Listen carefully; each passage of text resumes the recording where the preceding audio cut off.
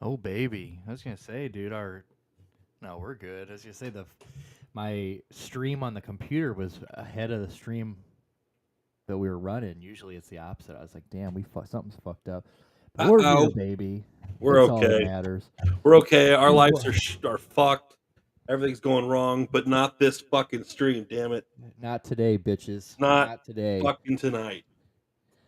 So welcome into Pushing Mongo, episode 23. It is a cold fucking December 12th. The Today has just been coldest.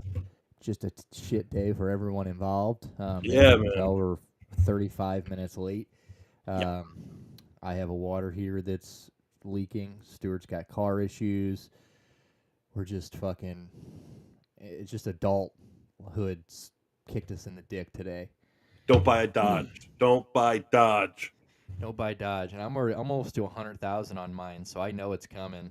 I know that like the inevitable just shit out is en route, so I'm already kind of looking. You see, you're almost at 100,000. I'm at 63,000. Yeah, And I just had to replace the thermostat to my engine so that my engine knows not to overheat itself. yeah, that's tight. Thanks, Dodge. You fucking Americans, dude. Fucking lazy fucking Americans, dude. Dude, sickening. So, but we're here.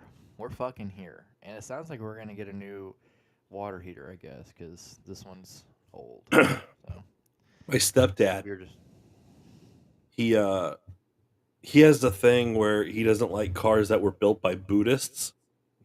Mm, And my mom when he was going on a his racism really at the end of the day.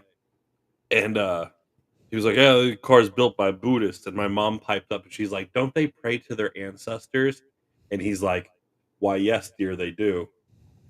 And I thought to myself, well, I would rather my car be built by someone that actually believes in something that actually existed as opposed to someone in like Kentucky who prays to Donald Trump. yeah, true that. But Donald Trump, I just saw a video earlier. I sent it to Adele. Someone asked him about Joe Flacco, and he said Joe Flacco is indeed an elite quarterback. So maybe we got a Trump said that? Browns. Yeah, I'll have to pull it up maybe here later. But Hilarious. yeah, dude. What Buddhists are making? What cars do they make? I mean, when you're Is there talking a about boot so like Chinese, Japanese, he's generalizing an entire continent. Asia basically? Again, Yeah, racism. right. No, yeah, for sure. Yeah, that's tight. I mean, they do run twice as fast. Even my dad, who is, I mean, he likes just cars in general. But we were talking about it today because my brother bought a car yesterday. Finally bought his first big boy car. Bought What a do you buy? 2021 Nissan Sentra. All right. Yeah, it's not bad. Looks pretty sick. So bought it for 17 grand. So not bad. But I've been we were talking about because I was looking at I don't have, what's this car? I was sending my dad cars the other day just because I'm probably a year away from getting a car, but I was just doing a little eye shopping the other day. Have you ever heard of a Buick Invista? Is that a SUV? Yeah, Uh, no.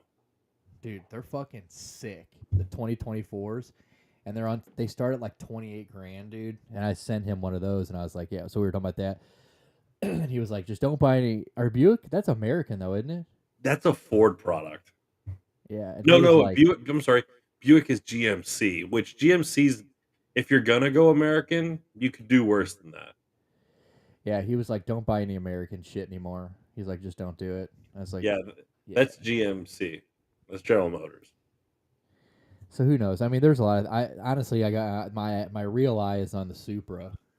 So we'll see if I can get me a newer Supra, dude. That'd be fucking pumped. See the new Supra. Let's see. 2024 Supra. That's pretty cute. I Dude, it's got some ass in it, dude. won't fit in it. Yeah, it's all right. You can drive Whenever we link up, dude. Let me see what the 2024 is. Let me pull this bitch up here. Dude, tell me that thing's not sick. Yeah, it's fucking lovely, dude. Starting at 45 though, yeah. So it wouldn't be. It would be like it probably wouldn't be a 2024 if I went super route. It'd be like a couple year old. But all of the models lately have looked like this, and they're What I like about it is that it's like it still kind of has a little tip of the cap to the past because even the old Supras is a beautiful car, so it still yeah. kind of has like a little bit of like heritage to it, but they modernize it, they cleaned it up, it's rounded out a little bit. It's all right. Yeah, I enjoy it, and I love the old Supras. I mean, the old Supras are the shit. I mean, they're one of those cars that you can just there's possibilities are endless. I used to watch videos, and I used to have to watch videos in high school, in middle school, of Supras beating Corvettes in like Yeah, man. drag races. They're pretty wild, gentlemen. And Stu. What up, Green? How we doing today, you fucking Canadian? You Canadian fuck. You Canuck fuck. How are you today, Pookie? It's probably cold as fuck up there. I can only imagine. But yeah, dude, I don't know. We'll see. We'll see whenever we get back from this Ireland trip next year. I'm probably gonna start looking for a Kizar. Right on. A Kizar. The fuck was that fuck was factual Canuck fuck. Dude, how are we doing today, big dog? I haven't seen Bud in here yet either. Fuckhead, where's he at? Yeah, we're running late. We threw We're people running off their late, dude. game.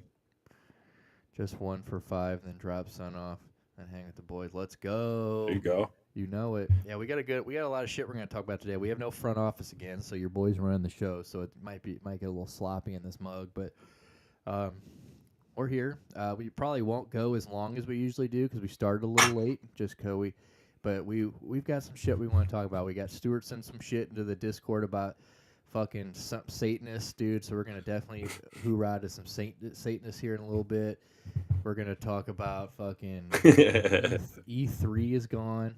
Is there really a front office? It's a myth, dude. Yeah, dude, I know. It's he's not real. And honestly, we can't prove he's real because he won't let us put him on screen. So, but he He's swears anonymous. we're gonna have a.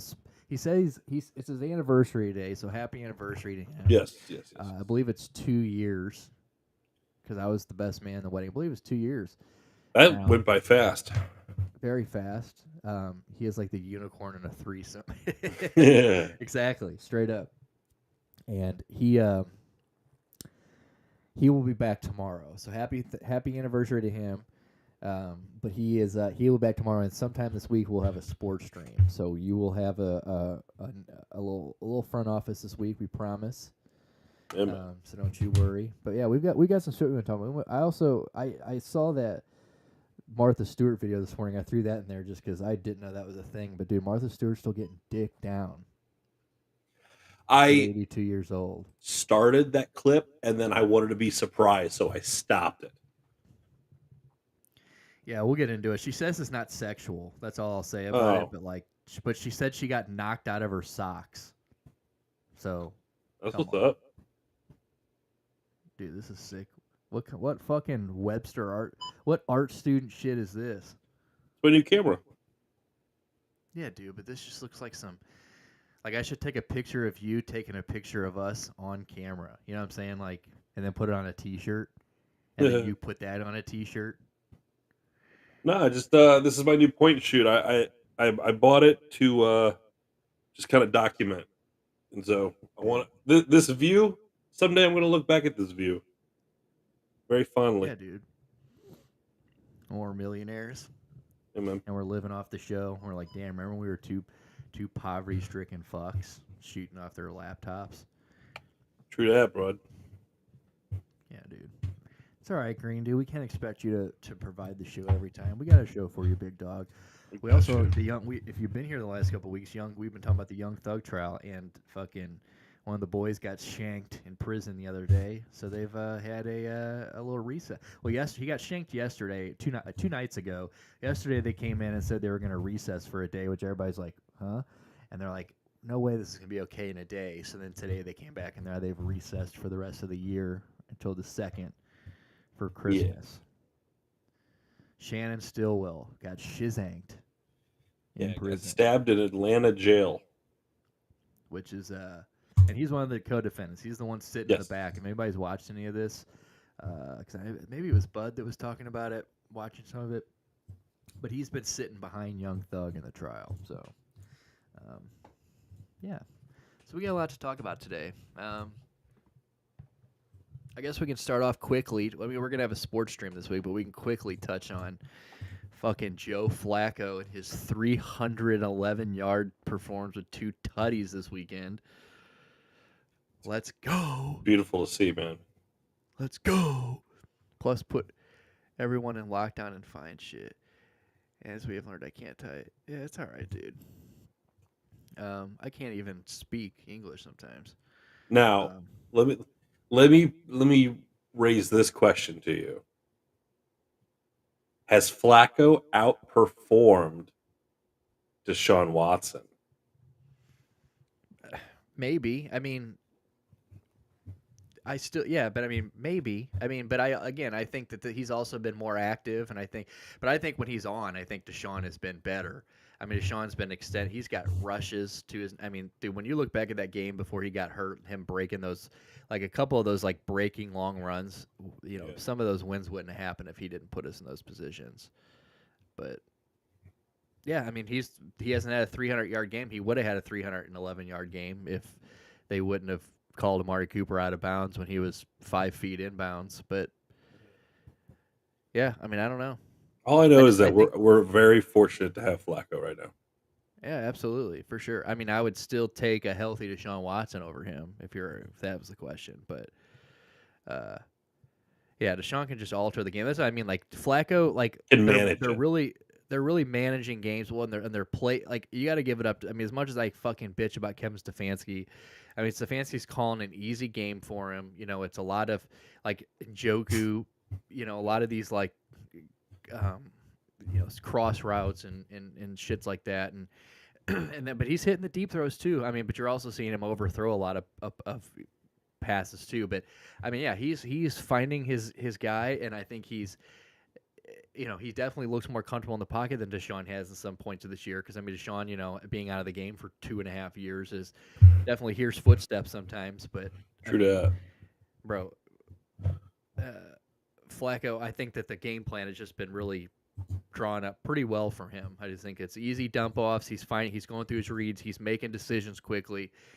But it's good. Like, I still think we need to run the ball more.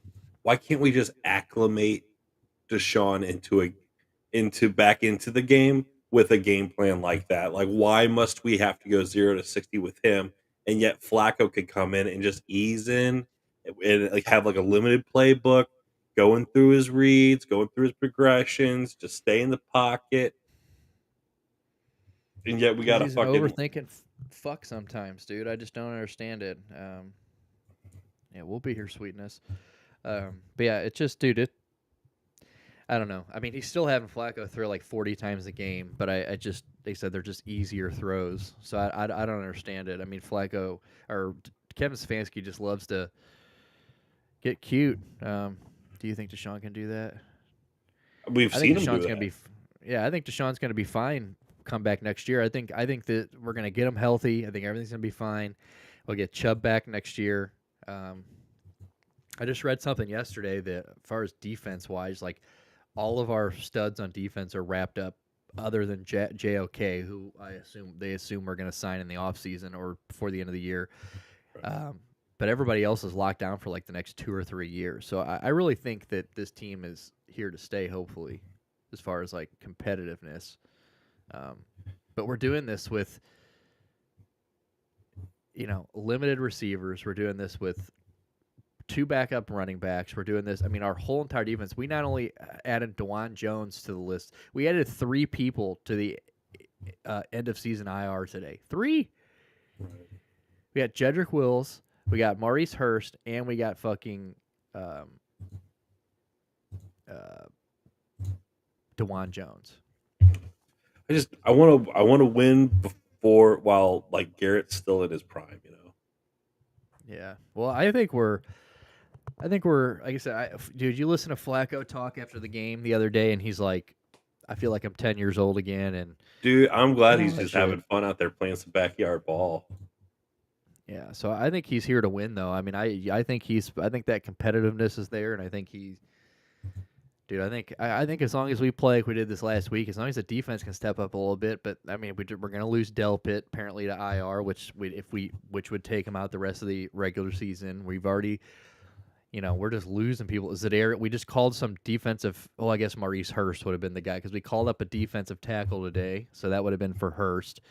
So I mean we're just losing people left and right. So as long as our defense can play, I mean it looked good Sunday. So Yeah.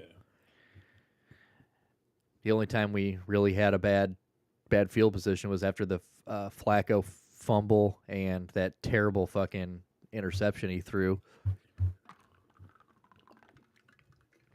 But yeah, dude, I'm excited. I'm excited for it. And now we get the Bears. We got to beat the Bears. We got the Bears, surely. I hope so. Their defense So, can stand up sometimes, but I think we'll be able to carve them up a little bit.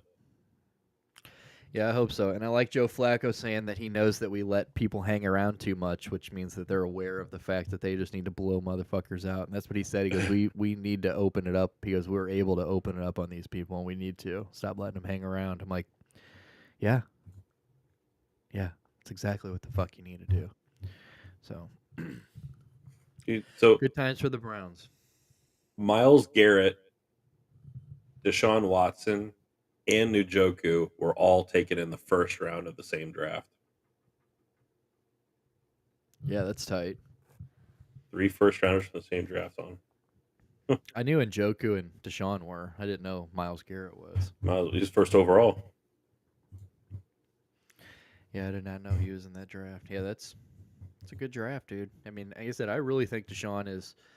I think Deshaun was really coming into his own, and then unfortunately got hurt. I mean, and then you hear that he really wanted to play through the shit and all that. I mean, he wants to be out there, and I'm sure it's killing him that he's fucking watching this happen. Right. I mean, I'm sure he's happy that they're winning, but also like motherfucker.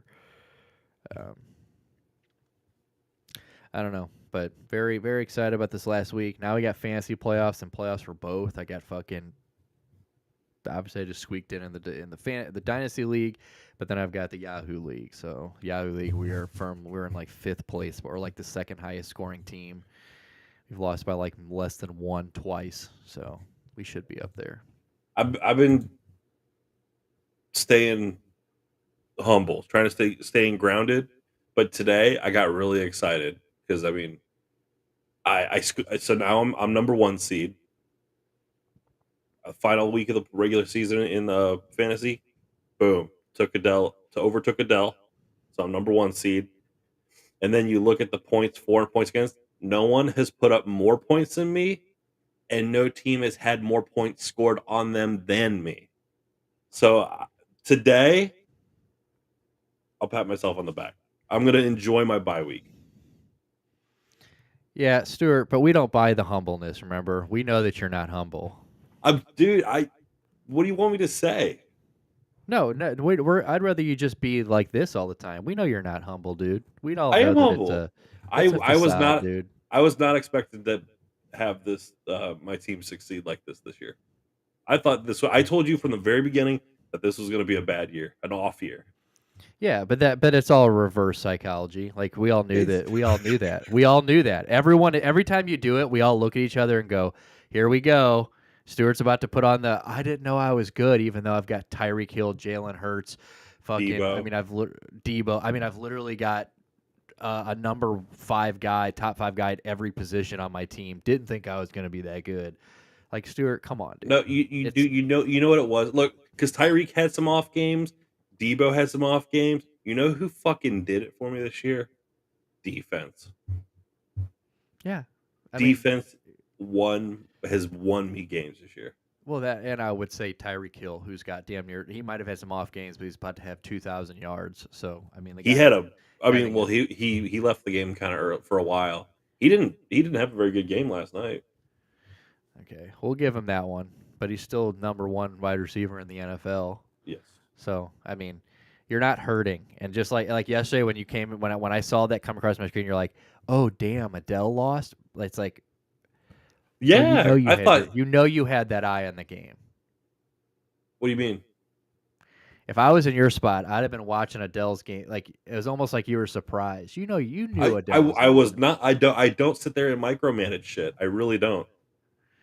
Dude, ask my wife how many football games I've watched in the last month. I don't know how you don't watch Like two. football. I have not watched football in the last like month. Unreal, dude. Why even? So like I said, I'm not micromanaging my league.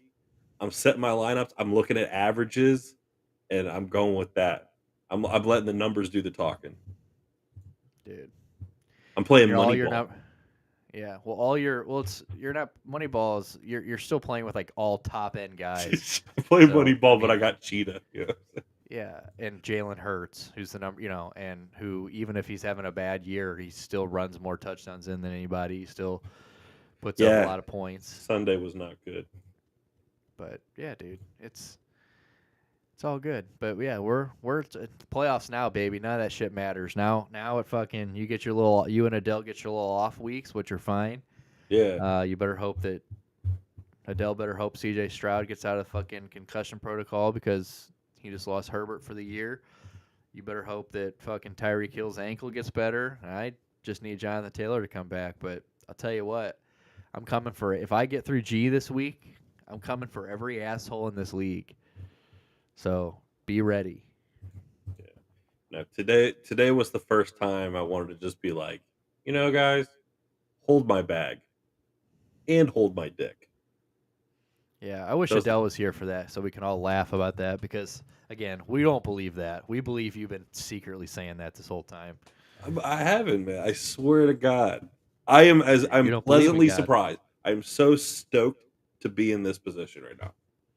Dude. Very proud of you. We're all very proud of you. We're all very happy. I'm happy for you, man. I just swear the to humblest God. guy in the league, dude. Humblest I'm what? guy in the league. The humblest guy in the league, dude. We're just. I'd say fucking front office's brother might be the most humble. Yeah. He's been having to eat some shit. Yeah. Well, he's got some things cooking. Hopefully, these off-season meetings are going to be interesting. Yeah, we're going to change some rules up? I think we're going to. Well, who knows? I think there's some ideas floating around in the background right now that might alter the league, dude. But we'll see. Change is good, man. We'll see. But anyway, enough about football. We'll get more into this whenever the fuck our piece of shit front office comes back and we can have a real football show and talk more about all game interest. I just opened up Twitter and I see Cam Newton talking shit on Dak Prescott, Tua, and Brock Purdy. Like, cool, dude. Anyway, but we'll talk more football this week. But anyway, so this week, what do you want to talk about? We want to talk about the fucking the Iowa Republicans. Do we want to talk about E3? We can do Martha Stewart. That broke my heart. I even reacted to that when you sent that E3 is no longer a thing. Yeah, dude. What the fuck? I mean, video games are bigger than ever. Why get rid of E3? Is it because their own studios are kind of doing their own thing now? Like Blizzard has BlizzCon. I'm sure what's the Activision probably has their own. Oh wait, no, Activision fucking owns Blizzard. Yes, they have their own thing now. I don't know. Do you think? Oh no, I was reading this. Let's see. So I mean, today, that's canceled forever. I didn't even realize it was canceled forever till like 5 minutes after I read canceled and I thought it was just for this year. But then I looked into it more. I'm like, oh fuck! I thought this was a huge goddamn deal. It was. Did you? Back in the day, did you used to watch the live coverage on G4 Tech TV? Yeah, I'd watch it, and I know the front office was huge about it. He'd get fucking stoked about it every year. Every year, and me, I'm not. I game, but I'm not a huge gamer. But that was still must-watch TV for me. Yeah, I don't know. I mean, I guess I don't know how they're going to do this now. I mean, I guess they're going to have to announce games somehow, or I mean, I don't know. But let's see what it says. Just This is ABC News. It says one of the highest profile video game conventions is being shut down permanently, as the organizers said Tuesday. The Electronic Entertainment Expo, known as E3, had been held annually in Los Angeles since '95 and was a popular spot for game companies to tease their latest creations before they hit store shelves. It says the event, hosted by a trade group, the Entertainment Software Association, has already been on hiatus since the COVID-19 pandemic. I was going to say it hasn't been around for a couple years already. COVID-19 forced its cancellation in June of 2020, but E3 was facing trouble before the pandemic with a host of companies either skipping the fair or staging their own events nearby. Damn, nearby. So they were just straight up competing with this motherfucker. yeah. It held a virtual-only event in 2021 and planned to come back this year. That was canceled after reports. As I say, I saw that Sony wasn't going to be there. I didn't know that Microsoft and Nintendo had not. So basically, all the giants pulled out and they just said, "Fuck this." After more than 2 decades of serving as a central showcase for the U.S. and global video game industry, ESA has decided to end E3. The ESA said Tuesday in an email statement. The group said its focus going forward will be to support member companies and the industry's workforce. Well, it doesn't sound like. I thought those were titties there. Yeah. It doesn't I mean, I sound guess like anybody. Who are they going to support? Doesn't sound like Microsoft, Sony, or Nintendo need their support. oh, they're doing their own thing. I mean, and then so they'll drop live because we're all so connected now. Like everybody's dialed in, got the phone right there in front of their faces. So they're gonna drop trailers live on X and live on TikTok and YouTube.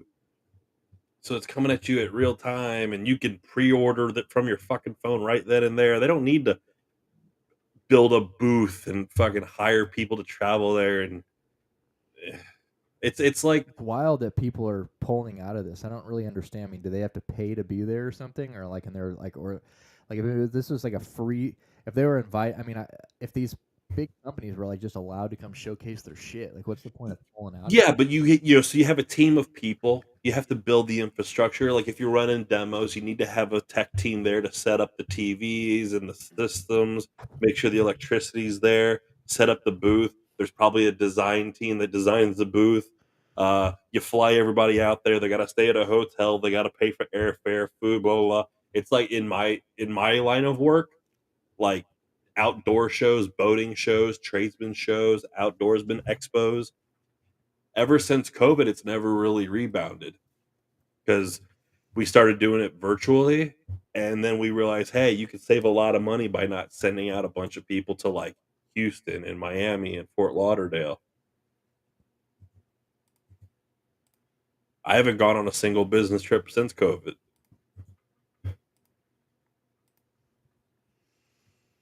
It's shitty. I miss it, just like I'll miss Maybe it's E3. just maybe they don't fucking miss you, dude. Maybe they're like, let's just tell Stuart that these things don't happen anymore. Whatever Yeah. happened to your little dinner? Weren't you have a din to go to here recently or something? What happened to that? Didn't you have Oh yeah, a we business we got dinner? we got uninvited Uninvite? How the fuck do you get uninvited? because it ended up being a territory that my wife is not working. Oh, I thought you were saying I thought you were gonna say a terrorist organization. That's what I thought you were gonna say. The folks that were Dude, shit, coming down. dude, put them on blast right now. Let's dox them. No, they're good people, but they're from Wisconsin, and my wife's working Doesn't like sound like it. the Southwest Territory. So if it was folks from like Texas, sure, we'll go. You hear that, people? If you're out there and you're in the Wisconsin area, dude, I don't fuck with you. fuck these people up, dude. Go choke on your hot dish. No, I mean, what is even Wisconsin? What do they got? Cheese? They don't got the Alcoholism. Packers. They just fucking Packers. They suck, dude. So I mean, they lost to the Packers. fucking Giants. To be a Packers fan this year must be so frustrating because they show glimpses of brilliance, and then you could be like get excited for the future, and then they shit the bed and they lose to fucking what's his name, old fucking Johnny Cutlets or whatever the fuck they call him now. DeVito, bitch boy. Dude, tell me you saw Tommy DeVito's. DeVito. Tell me you saw DeVito's manager. Yeah, dude, looks straight out of fucking Goodfellas. Dude. Yeah, old fucking Tommy Cutlets.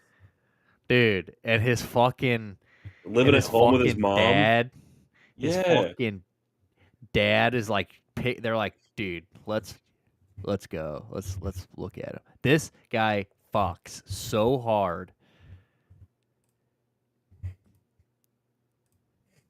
This guy is so sick. His agent. Like, bro. I don't think he's won like 4 in a row, hasn't he? Now? I think that was 4 in a row. 3 or 4 in a row. Yeah, he's doing good, man. It's just, Dude, Danny Jones isn't gonna get his Danny Dimes is done for there. I'm telling you. Maybe, man. But yeah, this fucking kid, he was from Illini. He played football at Illinois, or he was at what college did Jim Brown go to? Mm-hmm. He went. It starts with an S. BCU, right? No. Fucking. I mean, he transferred senior year to Illinois. He even talks like him. Tommy's father grabbed me and gave me the biggest smooch on the cheek. Syracuse. Him and I, we have a very close relationship. Dude, love that shit, dude. Yeah. So this fucking kid, Tommy DeVito, because he's making nothing. He's making no money on his undrafted rookie contract. So he's waking up in his mom's house on a twin-size bed. Mom drives him to the fucking ballpark, and this kid's throwing and lead fucking game-winning drives for the New York Giants. This guy right here, he's about to be the highest paid quarterback in the league, if this guy is going to say about it. Like, this guy's going to be like, yeah, you're going to pay him, or you're going to be swimming with the fishes. I mean, what's his actual, like, have the Giants won? Are they scrappy? Yeah, but, like, has he been, like, performing, or is this kind of like a meme? Dude. Well, let's fucking find out, huh? Let's find out, bro. Let's look up old Tommy DeVito, eh? So, he threw a tutty. All right, so here we go. All right, so we're not looking good as far as October. He comes in. Yeah. Well, he doesn't look... Wow, -1 yard, so he must have not been in there much. Okay, 75 yards of Dottie. I think that's what he took over at the end of the game for Tyrod Taylor. Okay. Cowboys, not bad, not great. So 3 games, yards, not good. He lit it up. Yeah, so I'm pretty sure he lost the Jets, Raiders, Cowboys, but these are the 3 that they're saying, like, he's won 3 in a row now. Yes. So the Commanders, obviously, I mean, 246 and 3 daddies. Come on now. That's nice. Then, 191. I mean, then the other 2 are just managed games. I mean, but we're at a rating here above 100. We'll take it. 81 completion percentage. You'll take that. He's 25. Don Bosco Preparatory High School is where he went. Come on now. Yeah, dude, he's the fucking Bosco. He's some proper Jersey trash, dude. Dude, the dream is alive. Bro, so who is his agent? Like, there's got to be a backstory to this guy, right? Isn't like that his like cousin or some shit? Like, that's usually how it goes anyways, right? It'd be the most Italian thing ever. We're like, this is my cousin, Vinny. He's my agent. So he said today he refutes Eli Manning's claim about slimy nickname. So let's see what they're talking about here. Tommy DeVito. Look at this guy. Tommy, look at the riz. Look at the riz on this guy. I tell you what, dude, that's pretty good form. If you look at that, dude, tucking the elbow. That looks like not bad. That looks like pasta canton. It's beautiful. It's like the Italian flag. It's beautiful. It's a like little Nana's sauce. Campisi. It's a Like a little pot. Campisi. Little pot of Nana's. So Tommy DeVito's agent, Sean Stellato, became a social media star during the New York Giants 24-22 win over the Packers on Monday night. Fans watching the game on ESPN even got introduced to Stellato's alleged nickname Slimy. But that may have been some bad info. Come on, Eli. During the Manicast, Eli said he was told by someone that Stellato's nickname in college was Slimy. On Tuesday, Stellato went on Boomer and Geo to refute that. Never heard that nickname in my life. God damn, Eli. How you gonna talk about a New Jersey legend like that? Rough. Stellato claimed to have no idea where Manning would have heard that rumor, and he felt like his all-black look for the game was more elegant than anything else. Maybe that's just him being a Southern dude, you know? Yeah. I look at it as elegant. I don't understand where slimy comes from. Listen, guys, I'm very curious. I'm not judgmental. Did you see his parents were outside at the game, like doing like having a whole fucking like Italian dinner, like in the Goddamn right. they had The the chicken Italians do, cutlets dude. and the sauce and doing little fucking Parmesan reg, like They were just saying that chicken parm. they were just saying that was it Dayball? I think Dayball says he hasn't had any of the chicken cutlet yet. And it's like, dude, you should be fired. Okay? Get out there and get you a plate, Dayball. Hey, look, You're fucking are you trying to going you trying to down. watch your fucking weight, Brian Dable? Is that what that? Get your hands You're on a already a fucking fatty. yeah. Grab a slice. Just Get you embrace it. some. Just let it go. There are plenty of jokes made at Stilato's expense, though, both during the Manning cast and online during the game, but he has taken it all in stride. Stilato says anyone who thinks he looks slimy needs to turn off the TV for a while. You know I what? mean, he is the one that's dressing like fucking Michael Corleone. So I mean, yeah. you gotta understand the optics here, bro. Yeah, come on, brother. And you're at a New York Giants game, at a home game. You know what? Everyone's going to have their comments, and it's all good. I take pride in being a dad of 4 daughters. Obviously, representing my clients to the Goddess. best of my ability. Clients. He has one client. I don't know where that came from, but it is what it is. I think he might have watched too much Goodfellas. I mean, who has his like? Does he have any other clients? I don't know. So that's what says after the man Salah's client just boosted his value in a major way Monday night after starting the season as a 13 quarterback. He's become a New York celebrity after leading the Giants 3 straight wins.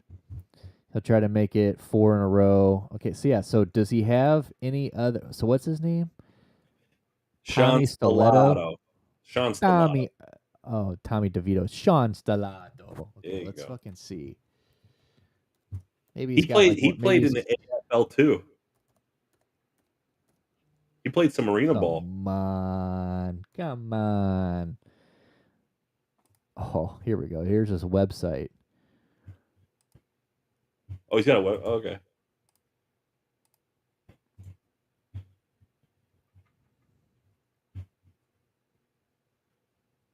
Books, services, shop. Here, do services. Oh, client testimonials at the about. That's where I was going, dickbag. All right, fucker. All right, here's what some of Sean's clients are saying. Jonas Gray, Super Bowl champ. With who? Jacksonville Joe, well, not the Jags. The fucking Jags, bro. Ty Jonas? Smith.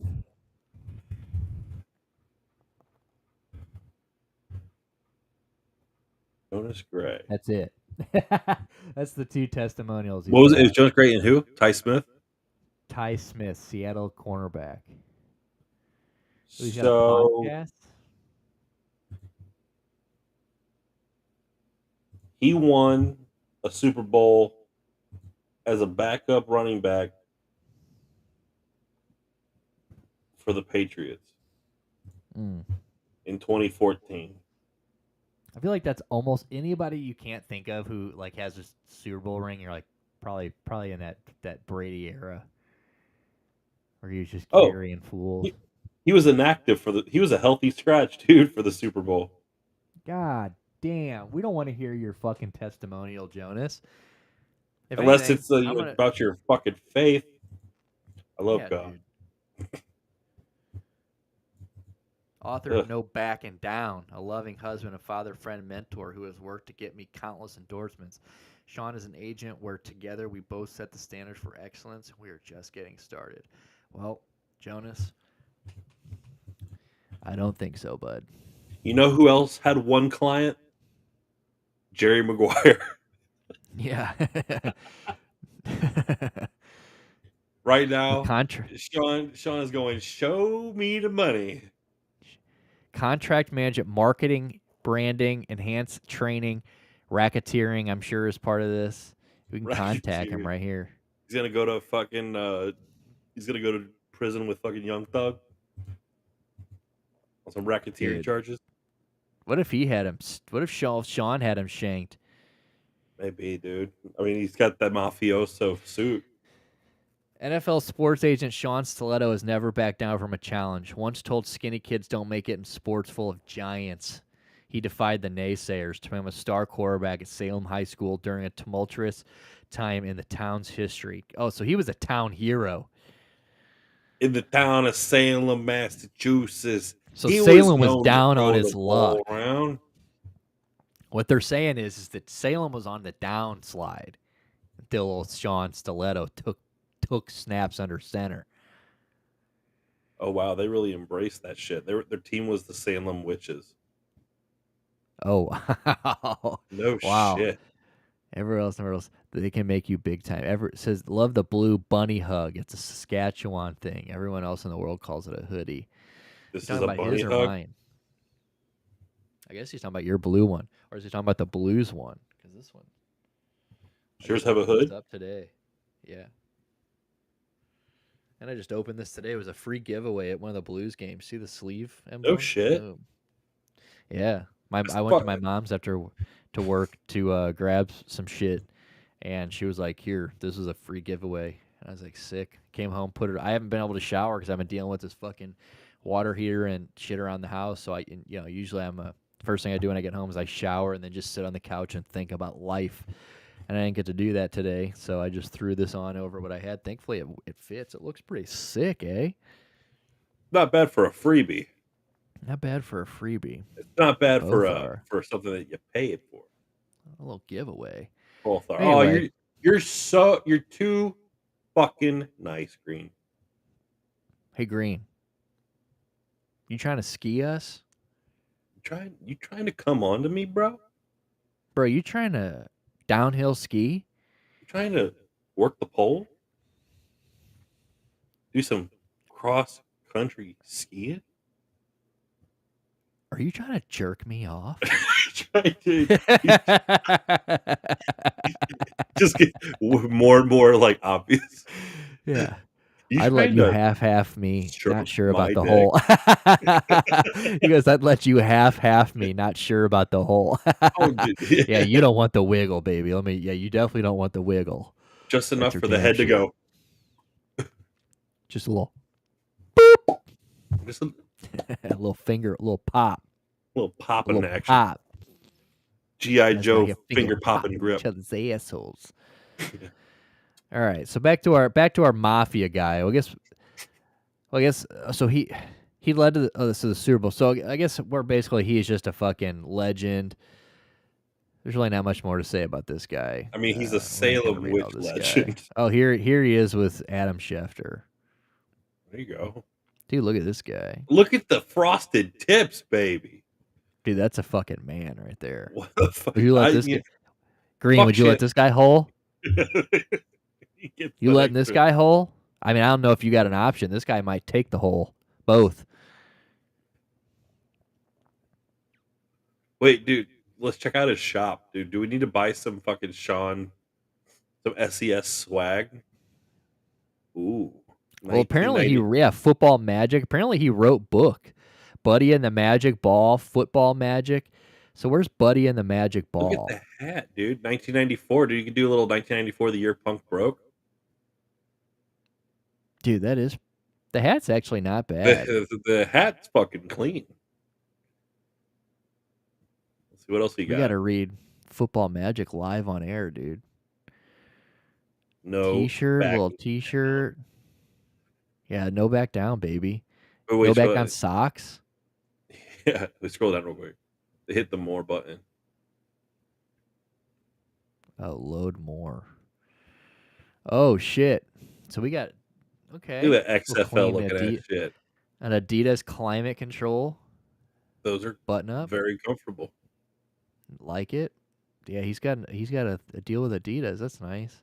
All Adidas wear. Yeah, Adidas. Not bad. Quality. I don't see Buddy and the Magic Ball. Do I have to wear that hat when he takes me? Yes. 100%. And you have to read Football Magic Buddy's New Beginning out loud when it's happening.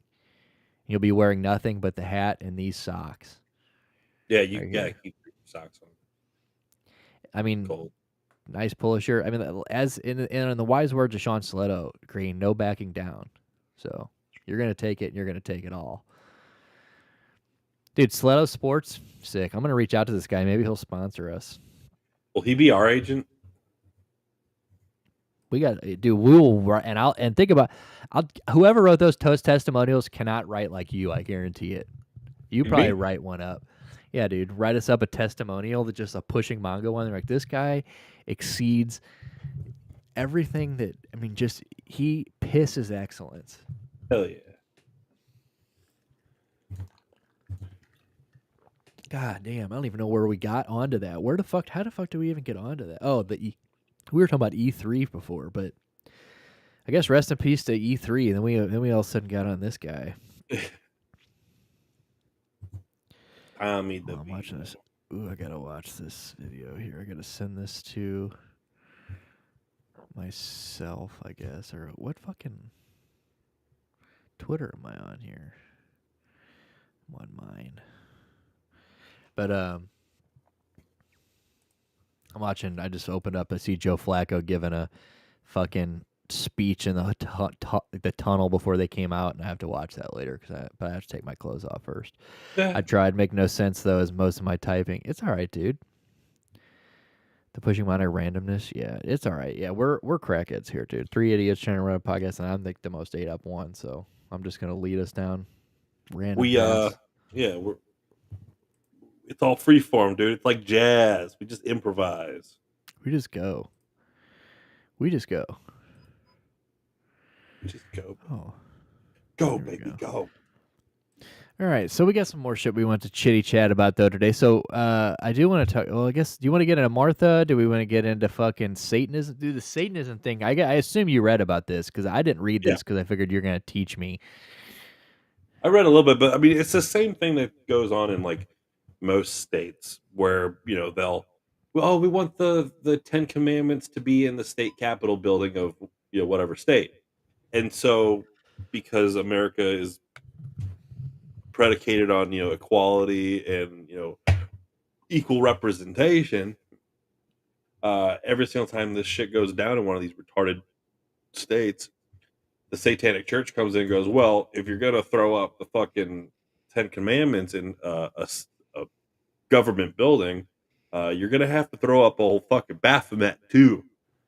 So, baby, it's fair is fair. And only Absolutely. then do all the evangelicals come out and go, oh, this is all wrong. It's evil. It's bad. And we're like, that's exactly what we're saying. Like, keep this shit separated. But they only want the rights when it's for them. So, dude, how rad would it be though to have like a T-shirt that's like "Keep Satan in Schools"?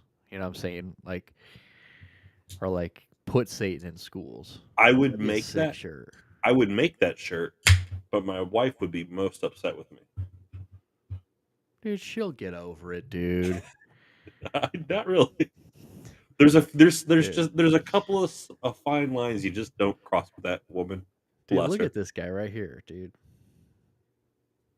That's not the one though. The one that they have. The one that they have in Iowa is hilarious because It's a goat head with horns and shit, but it's mirrored, so it's like a disco goat head. Does it? There's no picture in this article, I assume. Right there, I think. Oh, Yeah, there it is. Wow. it's like I don't want an upset life, dude. I don't want to upset wife. I don't want to upset life. Those two things Dude, go keep Satan. very hand in hand. Keep Satan in schools, dude. I don't want Satan in schools, but if you're gonna have Jesus in schools, then Satan's got to be there too, as Dude, that well as thing looks pretty Buddha. fucking sick. That's why it's metal as fuck. It's so metal. It's become a holiday tradition, especially in red states every year in response to overtly Christian displays put up in the government buildings. The Satanic Temple petitions to set up a display honoring Lucifer in state capitals. Fuck yeah. They usually succeed. See, Yeah. the Supreme Court long ago created a loophole in the First Amendment to allow religious displays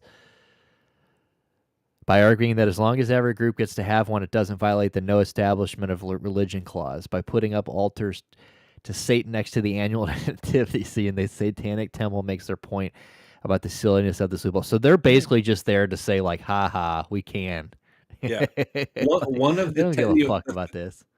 Christians are so terrified by Satanists, but the actual Church of Satan, if you read the tenets of the Church of Satan, one of the Yeah, they make a tenets, lot of sense, don't they? Don't they make a lot more sense than, like, the Ten Commandments? well, no, the Ten Commandments are the thing about the Ten Commandments is that they're so obvious. It's like, okay, don't fuck my wife, don't touch my bike, don't covet, Yeah. Well, I remember them saying like something about like the rules of the Satanic Church. Like they're actually pretty like they're they make very sense. Like they're very like humanitarian. They're human. very Yeah, very humane. yeah, and but one of the tenets is that we don't worship Satan. It's literally because then you're an idolater. You're putting this thing on a pedestal and worshiping that. Satanists don't do that. They don't worship Satan. They don't worship Baphomet. They believe in the power of oneself. If anything, they're like a humanist, like secular humanism. Are you trying to convert me right now? Am I doing a good job? Yeah. There you go. Did I Dude. come back next? Dude, I come back next week. I got like long, dangly, pierced like devil like earrings, and I've got like my Spider septum bite pierced, fucking dude. piercing. You're like, hail Satan. I'm like, hell yeah, dude! I come in here speaking in fucking all You're speaking old parcel pig tongue, Latin, like just pig Latin. Hell yeah, dude. Satanists love pig Latin. More important, however, the trolling part. Every year, Christians conservatives discover the satanic display and have a loud public temper tantrum about it. Yes, they do. And this Satanists prove their point. Conservatives claim to respect religious plurality, but it's a lie. The overt religious iconography on government property was always about promoting the Christian nationalist view and that theirs is the only real American religious. Stu, I'm sultured by your words. Thank you. Stuart's a very well-spoken guy, dude. Eh, Gets him by in things where he doesn't really know what he's talking about, but yeah, he sounds like he does. I Like I sound was, I sound like a savant. I yeah, I know a little about a lot of things. So you think I'm a genius, but if I were to be pressed by someone who's actually in the know on a subject, you'll find out that I'm just another fucking moron. yeah. If you take 5 minutes of a Stuart talking about something, you can fact check the first 90 seconds, and it's all going to be correct. But everything after that, like 2 minute mark, just falls off. Yeah, Just man. he's just I'm just staying riffing. afloat. He's literally just riffing, dude. Like, it is all just beautifully sounded bullshit from Well, like the 2 minute mark on. welcome to my TED Talk. Yeah, dude. Hi, I'm Stuart. Where I'm gonna make you believe I know what I'm talking about. Absolutely. Dude, I love it though. Fucking I had a point I was gonna say too, something oh yeah, I was gonna say when I was listening back to our 5 hour when I was skimming through there when you had said I didn't hear you say this or we would have talked about it, but when I heard you say that when you were talking about rappers and stuff, and then you go, and then West Side Gun, like his new album, like it just falls off after Kitchen Lights, and then I just let that roll, and I was like, hold the fuck on here. No, I said there are peaks like Kitchen Lights, which that is the peak of the album. But like there's highlights and then there's lowlights. But There's you said it so savantly, I didn't catch it. It sounded uh, like you were just teaching, and I was like, oh yeah, he's talking. Then I listened back, I'm like, this fucking prick shitting on is the Gun, West Side Gun. dude. That's a great album, dude. He has the fucking. It's a very there's good there's- album. dude. He has House of Glory is my favorite, probably. But I'll stand he is the when it first came out, you and I were talking about it, and I said there's some fucking classics that will always be in the mix, that'll always be on the playlist, they'll always like hit the shuffle. But there's some tracks on that album that just will probably not really, they're not going to be in the mix. Yeah, no, I agree. I'm just saying. It was just. I was like, damn, dude. Sometimes you just get into your mode, dude, and A flow. things just go right. You start floating, dude. Next thing I know, my pants are on the ground, and I'm not even listening anymore. I'm just like, damn, this guy's just trying to fuck. If only I knew how to rhyme. Yeah, that'd be pretty sick. You probably would have taught yourself that if you would have gotten locked up right after high school, like we were talking about. Could have taught yourself how to rap. Oh, God, dude. We should have fucked up a little more, huh? Does anyone make a front to back total banger anymore? Yes. Yeah. I mean, that special. Oh my God, dude, draw a blank. The 38 special and the collab. Conway. No. Well, I mean that was really good, but conductor, special conductor. Maybe. Oh, Special Machinery.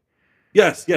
Yeah, that's all. That's a Conway album that's Conway and 38 Special. I Special think Machinery. that front to back is fantastic. Obviously, again, not Nick's favorite Griselda guy, but like certainly mine. I think Tana Talk 4 is front to back fucking gold. Yeah, like I said, I would put Geese's new records front to back bangers. Fucking, I'm listening to that Cheek Face band a lot, and I have not heard I've listened to 3 albums today of them, and I didn't hear a song I didn't like. I didn't understand it, dude. So I'm buying tickets to them. But yeah, dude, there's some front to back bangers. Maybe sometimes on our music streams, maybe we'll do albums or something. Maybe we'll have some streams where I just listen to an album, play some albums straight through. But yeah, I think there's a lot of good ones out there that just don't get played. Yeah. Or even in the vein of West Side Gun, was it Pray for Paris? That's all bops. See, I like And Then You Pray for Me more than I like Pray for Paris. But that's Really? I do. But Cool. I still love them both. But I would still listen. There's albums like 10 that Hitler Wears Hermes 10 that's a great one. That with that might be one of my favorite, most listened to. But dude, there's so many albums of Guns. I've been listening to the whatever the one with the red album cover a lot lately. But if we're talking about front to back bangers all the way through, there's off the top of my head, obviously I can't say your name. But yeah, do you want to on a music stream? We'll have to go through some banger albums because there are definitely some great albums. Like Brother Ali put one out a couple years ago that was front to back banger. Remy Wolf put out one that was a banger. I'm just kind of scrolling through my Remy front page of just like shit that I just put. Dude, Conway the Machine just put out an album with Conductor last week called Conductor Machine. 5 tracks. I've only listened to that all the way through one time, but that is fantastic. There's a lot. I'm just kind of scrolling through here and looking that Dead Moon. That was an old one, but that was a banger, dude. I need that band that we listened to last week, that like old school band. They were they fuck. Yes. Danny Brown's new one's pretty good all the way front to back. But yeah, we'll have to get on there because you're not the music guy. I remember Bud being a music guy. And then we haven't seen our boy Blake in a couple streams. He was the real hip hop guy, the MF Doom guy. Yeah. But anyway, we're getting off track here again. So, but back to the satanic thing. Yeah, this is pretty funny. I mean, I think this is hilarious because, like I said, I'm not religious at all, really either, and I don't care for either one. But I do think it's so funny that like they only do this because they can. Like, I think that's funny just to like watch these people get pissed off. Yeah, it's just to shine a light on the hypocrisy of it all. How many songs to give you? Okay, another question. How many songs to give you a question? I think an album. I think you need eight or more songs to make an album, in my opinion. I I think mean, anything shorter than that's like an EP. it depends on the concept at hand and like who you're talking. Because like you have albums like the Minutemen, where Nick, the Minutemen, their songs are maybe a minute and a half tops. Their longest song, The Anchor, that's their like Stairway to Heaven, and that's like 3 minutes 2 seconds maybe. And so their albums have 20 fucking songs. Or you can listen to Yes, and they have Tales from Topographic Oceans, where it's a double album, so it's 2 LPs, 2 vinyl records, and each side is a song. So there's 4 fucking songs, but each song is 30 minutes long. Yeah, So I if mean, you I have a guess yeah. I mean, concept, definitely, yeah, definitely in that sense. Then, like, I would definitely call that an album. But like but now, if we're yeah, talking like definitely. pop, I want at least like 12 songs for my money's worth. Yeah, and see, and I'm not, and me and my boy Adele, we might be the minority here, but I really in the last like 5 years, I love the trend of these not super blown out fucking albums. They're like 24 song. I don't want a 24 song album. I Because just it's don't. all not going to be strong. It's not going to be strong. It's going to be there's going to be parts of it where you're just sitting there going, "God damn, I wish this was over. I want to get past this part." And like there's going to be but like you don't need 20 like give me like you said 12, give me 12, give me 10 to 12 great written songs, great songs that you can listen to all the way through. And like that's I mean Boldy. I mean I love Boldy, but like that's how I got onto him because like I literally just went on and I was like that's how Adele and I got into him because we were like damn it's nice that he keeps dropping these like 10 song albums. Like I don't like I can just listen. But before I even knew who he was, I was just like popped on like damn he's got like 3 or 4 10 song albums. I can listen to all these today. Like it's not like I think dude Jeezy just dropped an album a couple weeks ago. Fucker had like upwards of like 25 songs on it. I don't need Yes, that. it's bloated and means that like they weren't they didn't put enough time on like the cutting room floor to be like to really listen to it and be like, okay, here's the weak shit, here's the strong shit. You want the Thriller, you want the Michael Jackson Thriller, 9 tracks, and they're all fucking hits. They're All all of them. just yeah. You look at the track listing of Thriller, and they're all I think they all charted. Yeah, I think so. Yeah, I mean exactly. I mean, and that's what I'm saying. Like when I see somebody with 24 songs, to me that just says that they cared more about putting 24 songs on their album than they cared about Yeah. writing 24 good songs. They just wanted to be able to put out a long album. And sure, I mean there are long albums like don't get me wrong, there are 25 song albums that are good. I mean there are a few out there that like people have killed all they're great all the way through, but like Yeah. very few. And back in the day, maybe I think maybe back in the day where people were putting out, you would get, but nowadays like you're getting like it's filler is such a thing. I mean, filler's always been a thing, but like as technology takes over, like obviously Well, you don't people have can make singles anymore, so you you don't don't have need a single B-side. right.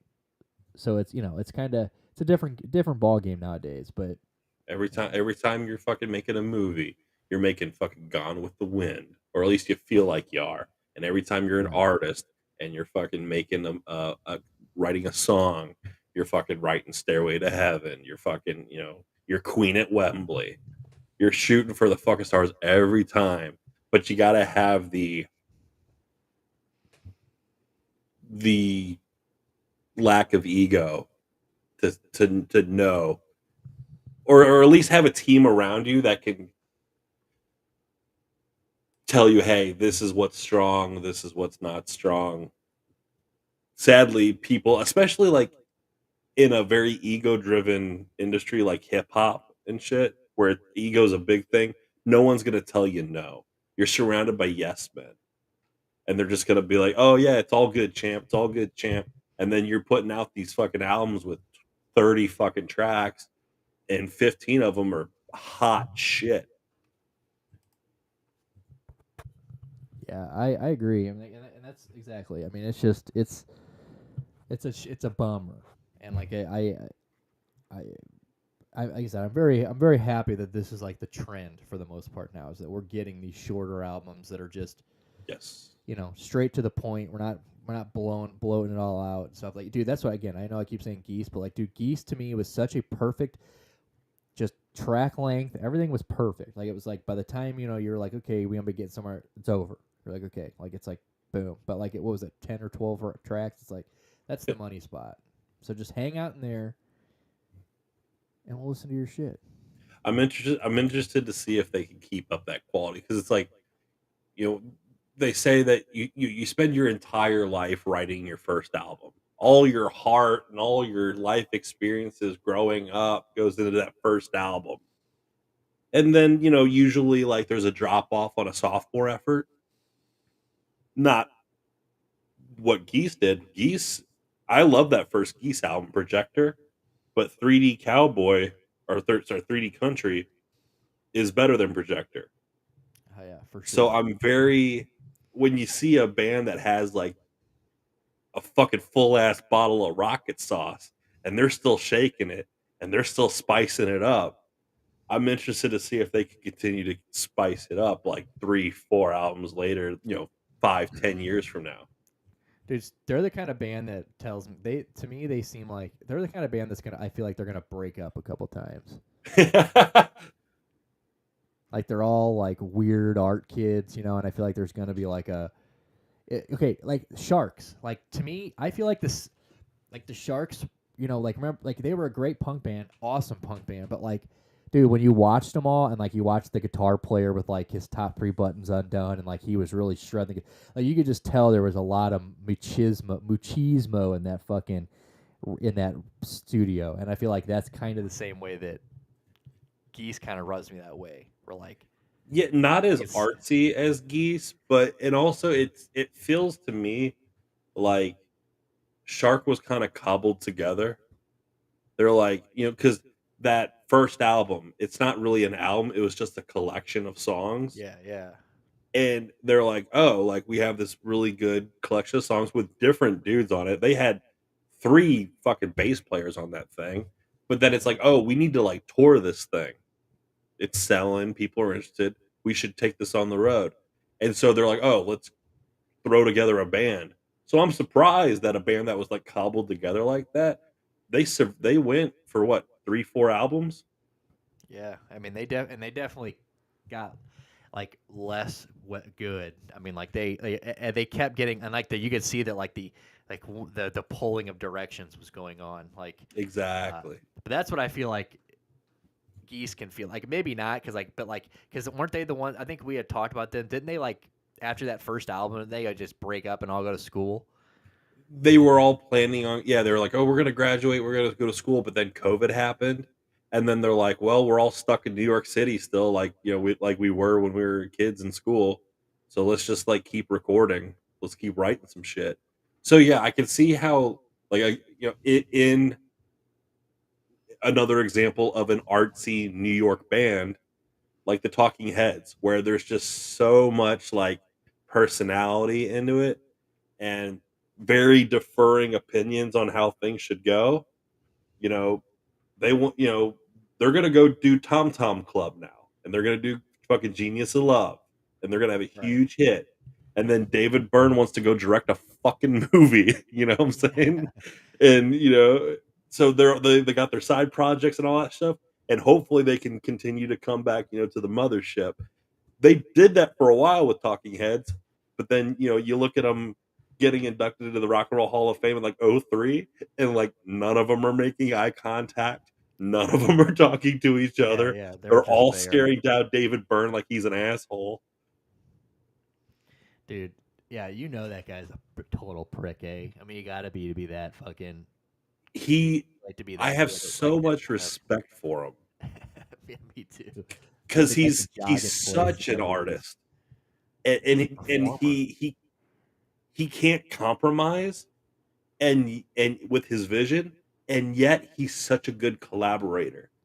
You know, he's worked with like countless like African artists. He One of my favorite albums of the 2000s was Love This Giant. He did a collaboration album with St. Vincent with a horn section, and I love that album. But like he's so like he has his principles, he has his vision. Just stay out of his way and let him just do that because it's gonna Yeah, be let him work. different and cool and quirky and like kind of autistic. Like But at the end, it's all gonna sound cohesive. yes, yes. Yeah, There's no, gonna I be that agree. thread. Definitely the same type of shit. But yeah, geese they just do them, and then I don't know, they just seem so artsy to me. I'm just like, dude. I mean, obviously, which I love because I mean they're fucking good. They got my favorite album of the year. They're killing it. I can listen to it just nonstop. Like there's times where like they come up and I'm like, I should skip this because I listen to it too much, and I just don't. I just can't. 3D Country is a great, great fucking album, dude. Yeah, it really is. So 40's if you great guys are too, out but there, and if I know we've listened, I think we listened to. I listened to him once a couple weeks ago. But yeah, if you guys are into rock and roll, dude, good new rock and roll, dude, get on that shit. So I mean that dude, the way he did the singing is just he can let down like a low bellow and just kind of croon, and all of a sudden he's like Mick Jagger out there, and he's just fucking really, you know, he goes up an octave. This dude's got crazy range.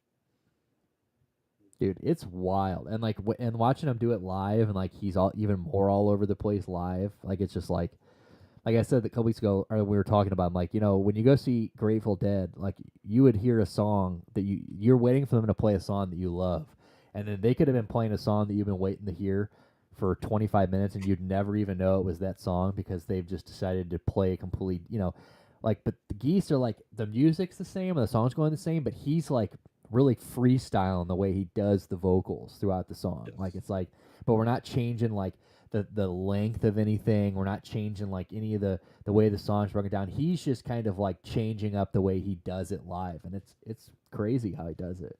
It's like when Willie Nelson sings live, where he's floating over the tempo. It's such a jazz thing. Willie Nelson is a jazz musician. At the end of the day, he's a country musician, but he's jazzy because he floats over the time signature. He floats over the tempo to uh, emphasize certain lines, to little tricks like that.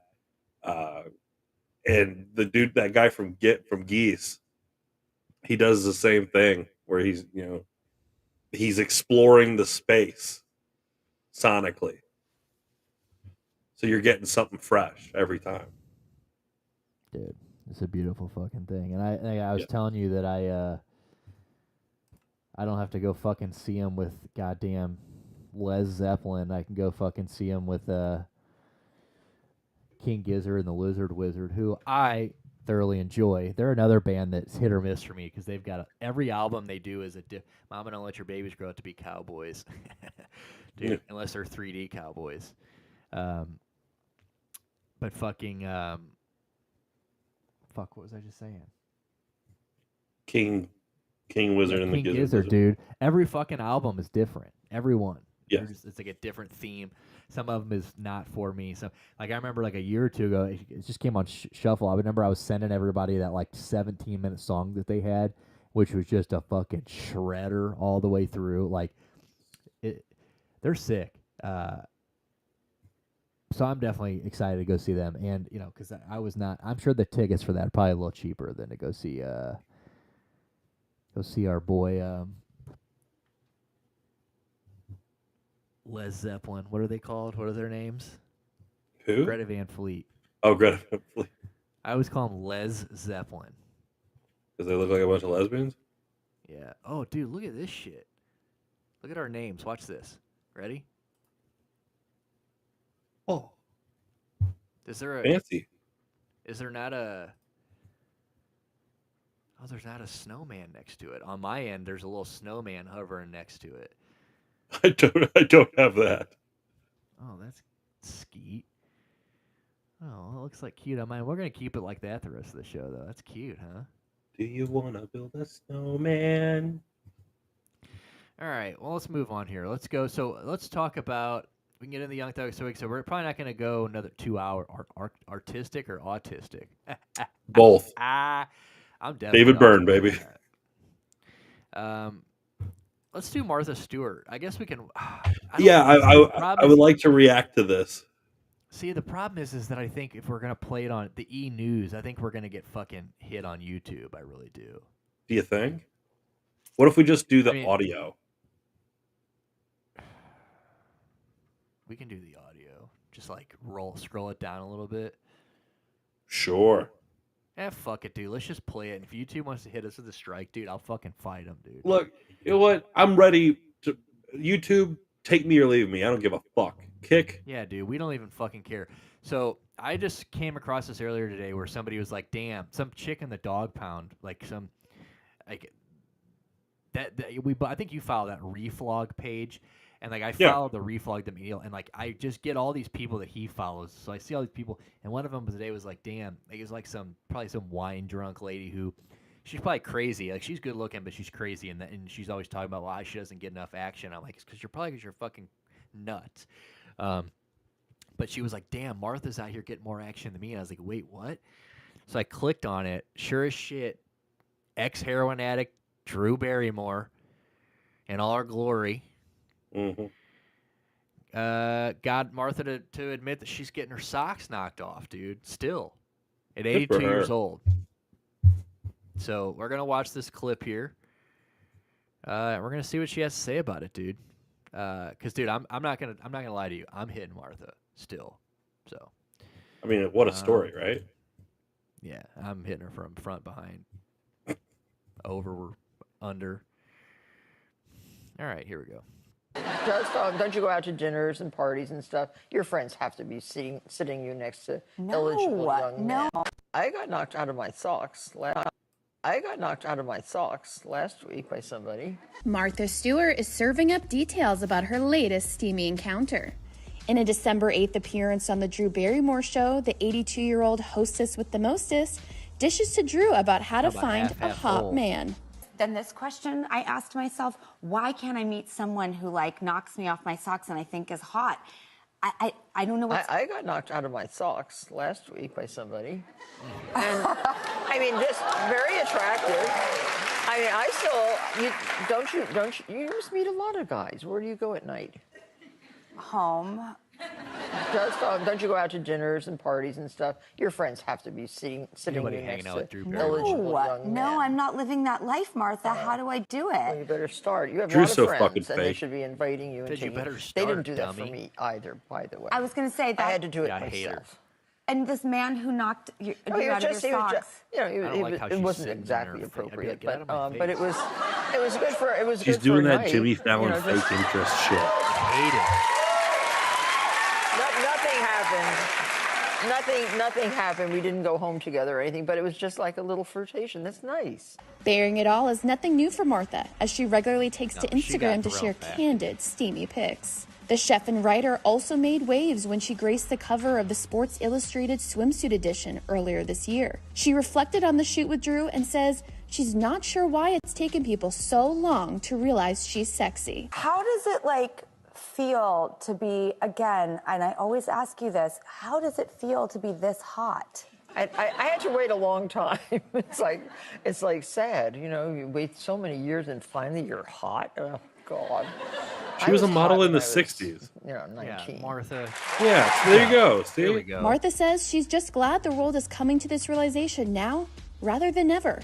And the superstar says she's not at all embarrassed to be a You are late Martha, only bloomer. one. Oh, Was Martha, that a term dude. that felt Martha. fitting or like Late what? bloomer. I love that. I'm a Really? gardener. And to be a late bloomer at 49 I look at or Drew 50, Barrymore and I oh my just- gosh, I it just was think so great. I used felt so great. syringe. I'd rather be a late bloomer than a never bloomer. Right? Never Yes. bloomer. And that's what that That's what that Sports Illustrated cover showed too. You know. What would you call that? Oh, that's a late bloomer. Look at that fucking dog. I was gonna say, is this her dog? That dog is comatose, bro. So how do we feel about that? I mean, I think when she's talking about fucking getting her socks knocked off, I think she's like, well, my dog, and I grab some fucking peanut butter and I rub it on my thighs. Because Martha's a freak like that. Dude. Or is she talking Snoop Dogg? That'd She be. let Snoop Dogg lick the peanut butter off. You think Snoop Dogg hit that back in the day? No. No? Oh, I do. think Snoop Dogg. I don't know. I have this image of Snoop Dogg actually being a dedicated family man. Yeah, I mean, I could see it. Well, just a couple years ago, he almost lost this chick. Remember, he rapped about it. He's like, I almost lost my chick being stupid or whatever. He did a rap song about it. What rapper talks about that? That's some heartfelt shit. Yeah, well, that song came out after the Martha Hangouts. This was after the roast, so maybe this is maybe in his gray area time. Where he Well, was acting a little silly. Snoop Dogg went over to Martha's house, had a couple dinners, and then he probably looked at his wife's cook and was like, you need to step your shit up because I could be over there at Martha's right now. You called me home from Martha Stewart's house for this shit. Yeah. Do you know what Martha was pulling out of the oven when I left? Paula Dean just got there when I left. Yeah. There's butter on everything. And you have me home for some dry ass chicken and some fucking wet asparagus. Fuck wrong with you? Fuck wrong with you? Ho? I mean, I seem to recall that Snoop Dogg, I mean, he's been married to the same woman for long time. Ever, right? Yeah, long time. But And dude, she's a pretty lady, right? Shantae? What's her name? Yeah, Shantae. Yeah, she's a good looking but chick. is any woman Martha Stewart though? I used Martha to think that make me supper dessert, and then every dessert is Martha. Every dessert is Martha. Yes. What's for dessert? Oh, you know, baby. You know, Martha. Don't be silly. Yeah. Yeah, we got it.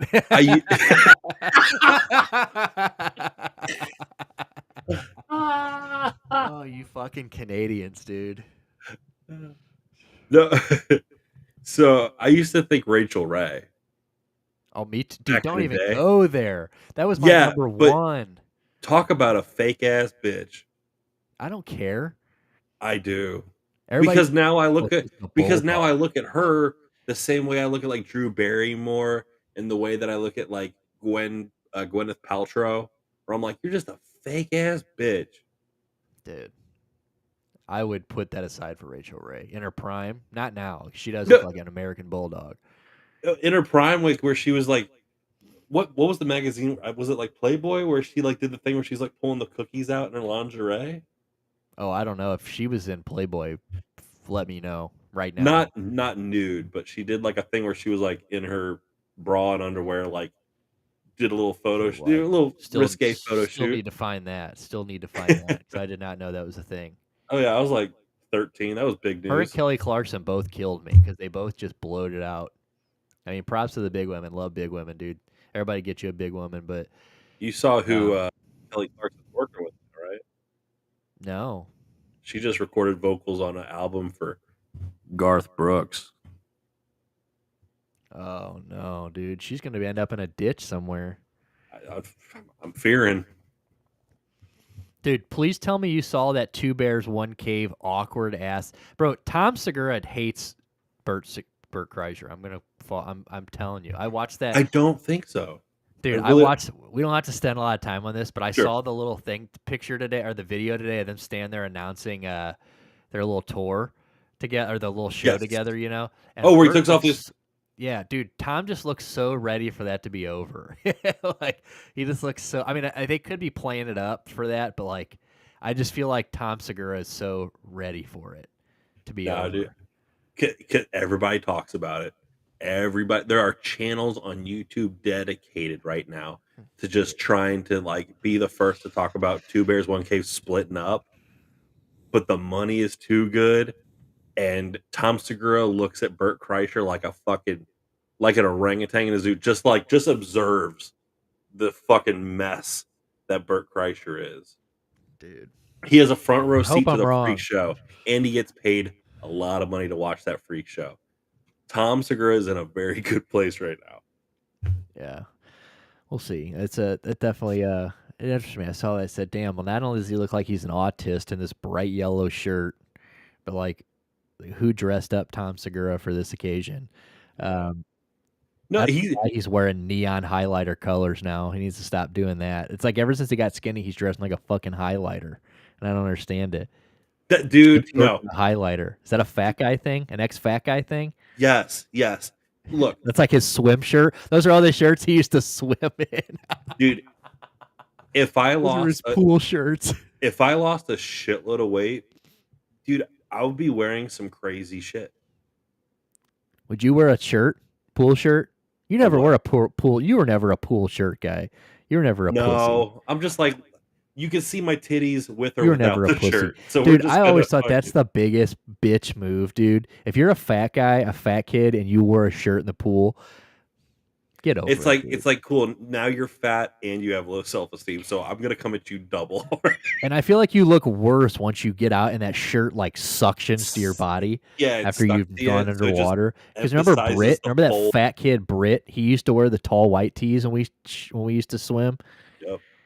I used to be like, God damn. And he would wear Yeah. like a size too big, like just to like make sure it was loose. I'm like, dude, all that does is make it suction to you more. Like as soon as you go underwater, all of that fucking shirt being an extra size up doesn't matter. If anything, it worse. It's harder to get out of.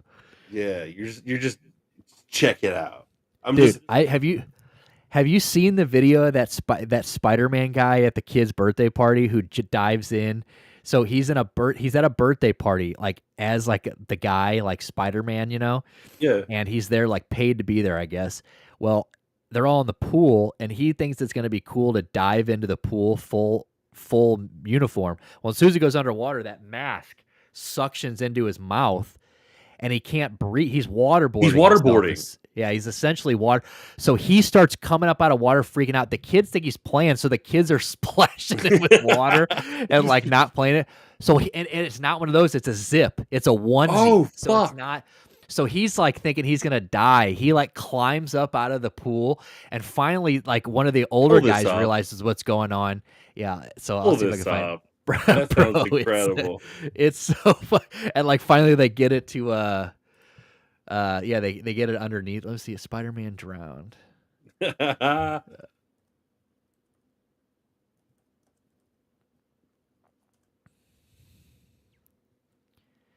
see a pool. See, now I'm getting Spider-Man. Here we go.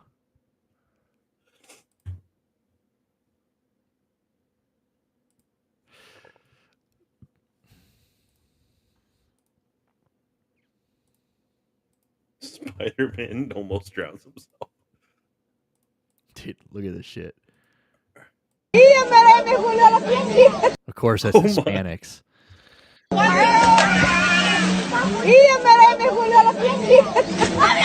Look at this kid. This kid's like, you pussy, what's up? Oh my These other guys God. are like, no, dude, he's dying.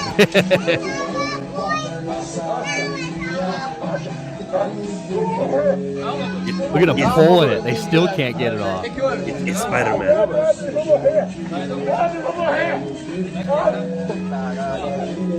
Oh, Dude. dude, someone almost lost a tío. A Theo trying to be They almost lost cute their for uncle, some bro. trying to be cute at the quince, dude. Totally. He's trying to be cute. He was trying to be the most popular uncle at the quince, dude. Bro. That's what happens to the cool uncle. Cool. Yeah, they all end up dying some tragic death or like some or near death experience. But that's the fucking when you got to live up to that uncle, dude. You got to do crazy shit like that. But that's wild. That guy was like, that kid was like, bro, fuck you. Eat some more water. What if that kid was like, damn, dude, Spider-Man is not real? What a pussy. Spider-Man sucks. That's how they find out. Like, damn, dude, how'd you find out Spider-Man isn't real? Well, he almost drowned in my pool. He almost drowned. He ripped off his mask, and I realized that Spider-Man was fucking Theo Uncle Jose the whole Jose. time. Yeah, Theo Jose. Oh, fucking hilarious. All right. Well, I guess we can talk about I guess wait, there's Martha. God, dude, I just pulled her up. Still shot. What a babe, dude.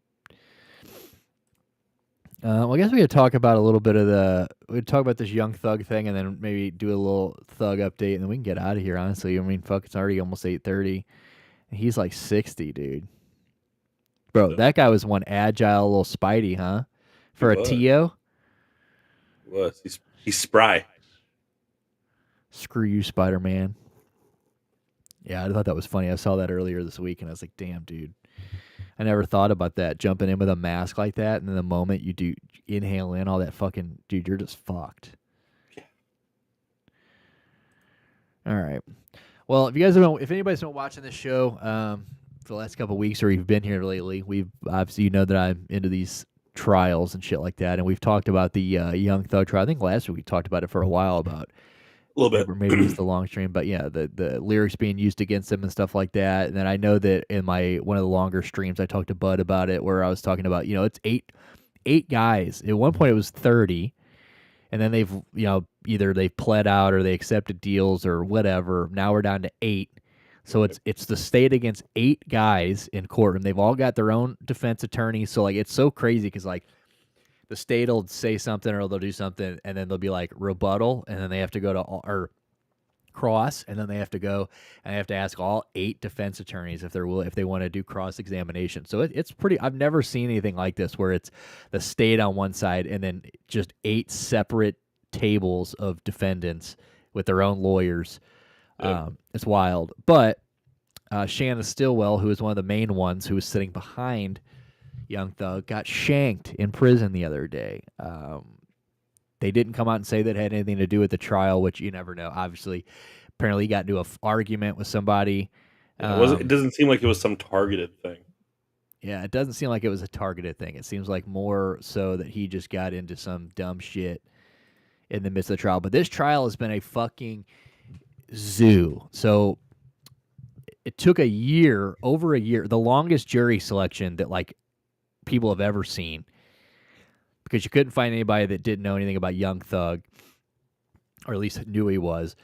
Yeah. After, and then throughout this trial, like the prosecutor was getting, the judge has blown up on both sides because the prosecutor multiple times just like withheld shit from the defense, and then all of a sudden pulled up a PowerPoint in front of the jury, and the defense is like, well, hold the fuck on. We never got any of this. So then, like, they had to stop, send the jury out, exchange shit. The judges, like, yelled at both sides, which you don't see very often, like, scolded the fuck out of them. And then last week, either last week or the week before, Law and Crime Network, which is what I watch all this shit on, their camera guy accidentally panned too far to the left and showed the entire front row of the jury. Jesus. On a live stream in front of thousands of people, who then people then screenshot that, and they were shared thousands and thousands and thousands of times on Twitter and over the internet. Now, mind you, the people in the jury don't know this yet. They don't even know this. They don't have communication with the outside world. They have no communication. So they had a whole day where they discussed how they should go about this. They basically decided, we're just going to not tell them. Like, we're just going to not tell them so they don't freak out, so they can stay here. What's that called when someone like outs you online and like, here's your name, here's your address? What do they call that shit? What do they call it? Doxing. Doxing, yeah. That's fucked up. It's fucked up. So, like, of course, I said, so could you imagine you were in that front row jury and your picture's being shared on Twitter thousands and thousands of times? People are doxing you on the internet, but you don't know, and the court knows about it, and they were like, yeah, we're just not going to tell them. We don't want them freaking out. I'd be freaking out harder when I do find out. I'd be like, wow, really? You Like, you gave motherfuckers time to find my shit? They had a month? Yeah. They had a fucking month to fucking find me?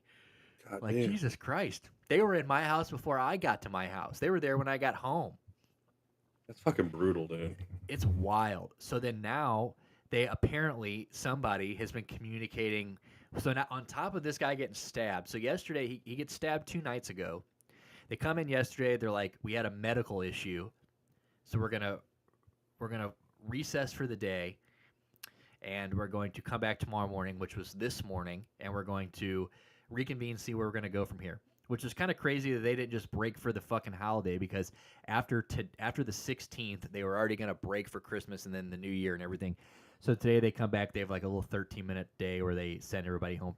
But Yeah, we knew that this was jurors- going to be a long, drawn out thing, so I'm surprised that like just that day was going to mean anything. So how would you go about this? So if you're one of those jurors, this is how I was thinking today. If I was one of those jurors and I've been sitting there for a couple of weeks, I can't talk to my family, friends, any of that shit like that. Now you're coming up on Christmas and New Year's. He specifically told them, he's like, look, don't forget, like, because somebody was communicating in the thing. You could tell, because he was like, now remember what I told you. I've told you before, you guys cannot be communicating. If anybody from the outside tries to communicate with you during these holidays, you need to tell the court so we can handle it immediately. So Sure. he said it in a way as like, somebody's already been doing it, but we're not going to out you. This is just kind of like a strong warning. If it's you, then just make sure you're not doing it. If you were in that situation, in my opinion, like the way I get so anxious in situations like, bro, I feel like I'm just gonna do something to get sent home. Just be like, I'm just gonna like go on Twitter or something. Like, I mean, and just get. I've done shit to get out of jury duty already. Like, Yeah, I've been summoned once and I never went. I got out of it. I've been summoned too. 3 times, I've only been summoned once and I got out. and I've never served. But if you did serve and you've been there for a couple weeks already, would you, and you just found out it's Christmas and the New Year's, you find out they're breaking for both. So now you're not due back in court till the 2nd of January. Would you be trying to get yourself excused at that point? Personally, yes. It just sounds like the worst fucking time ever. Like I understand a civic duty, and I understand that, but that's just too much. That's too much time and resources in my life and my career and time with my family. Fuck that. I can't invest that. Yeah, I'm with you. I mean, I agree. I 100% Especially in agree good on that, faith. dude. I'd be thinking in my mind like ways to cut corners, and no adjudication deserves that. How much is jury? And the jury person is making. I think you only make like what, like $8 it's like $10 a day or something. It's like, Let's see. I don't know exactly what it is. Yeah, see if you can find that out. Where's exactly. this taking place? Yeah, this is in Georgia. So the per diem, so the jury per day pay $50. $50 a day. I mean, that's $5. I mean, for like an 8-hour day. I mean, that's nothing. Yeah, exactly. Yeah, I'd be making more of a real job. Yeah, and like you said, what kind of punishment can you get exactly? I mean, if you're not, because you can't get hit with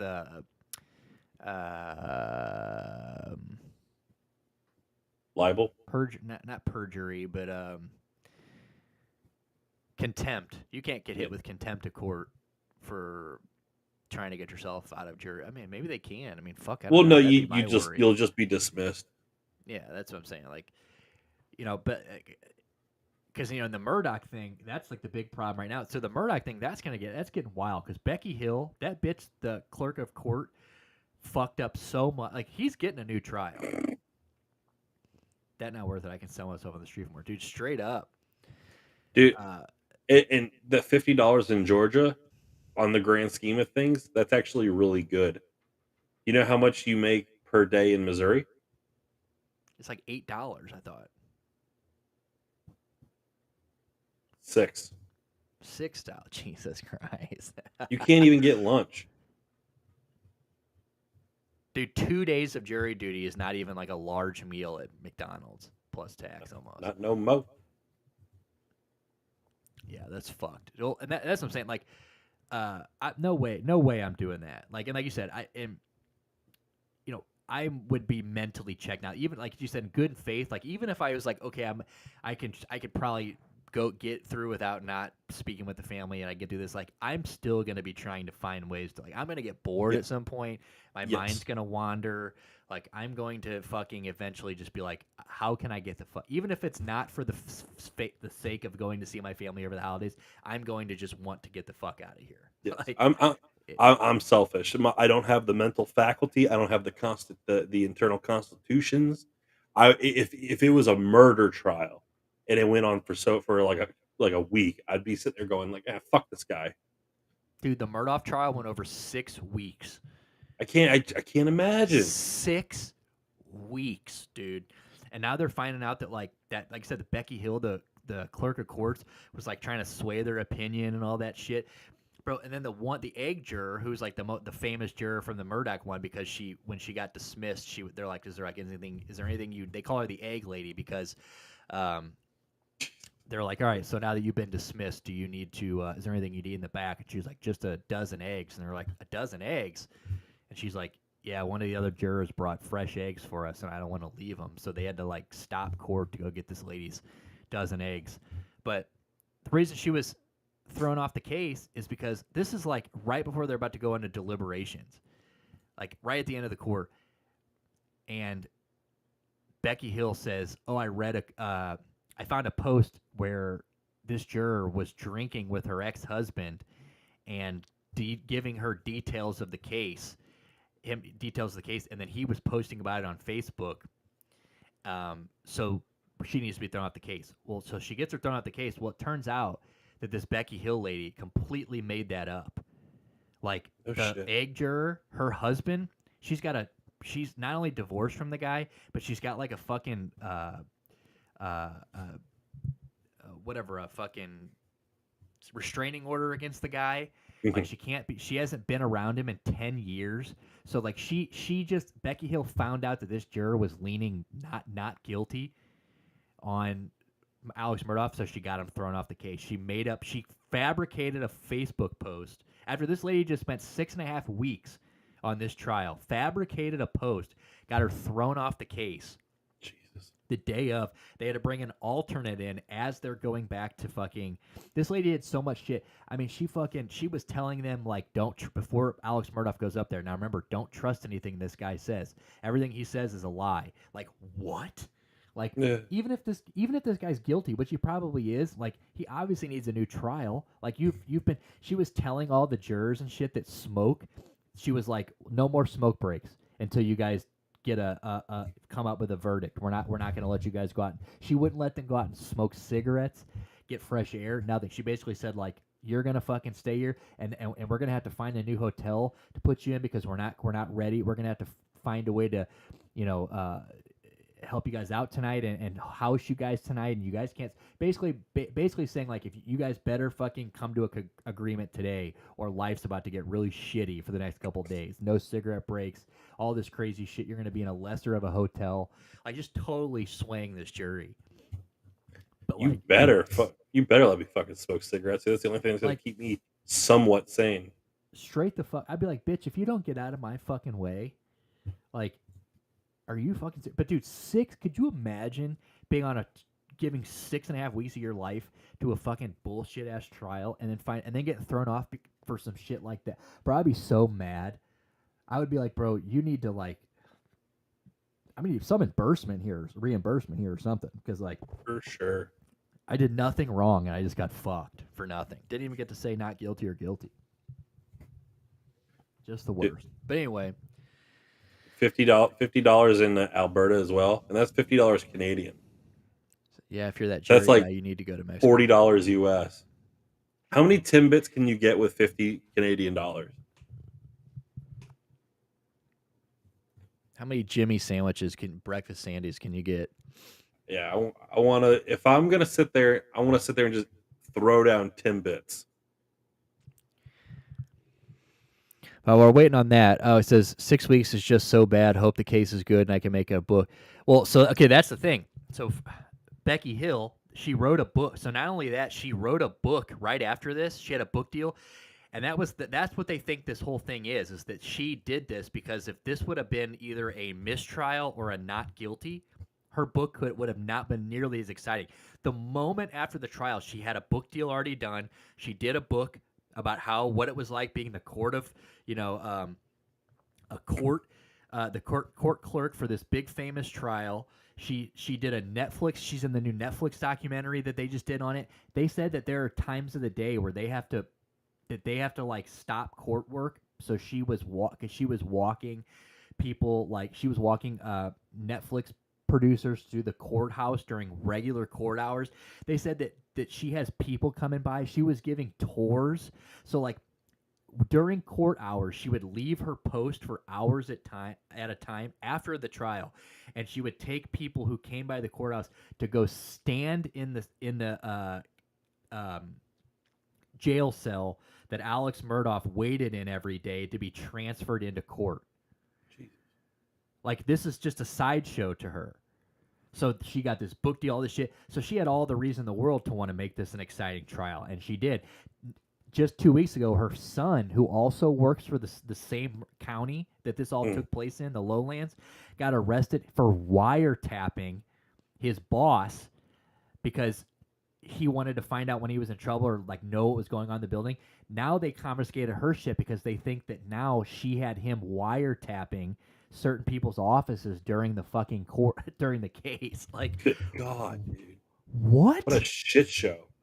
What a shit show. So it's like, this stuff is happening. It seems like all these big famous ones like it because, like you said, now you get to this Young Thug one. You get the year-long thing, jury selection, all the things we just mentioned about the jury being shown on TV, all the stuff like that. Now you get this. Shannon Stillwell stabbed in prison, and now we're on a recess for 2-3 weeks. It's just like, this is going to be, and these people are stuck there. So I mean, I would be so pissed if I'd been 2-3 weeks of this trial and we've had all these stop and goes, and now I'm going into a hotel from December, what is today, the 12th to January 2nd.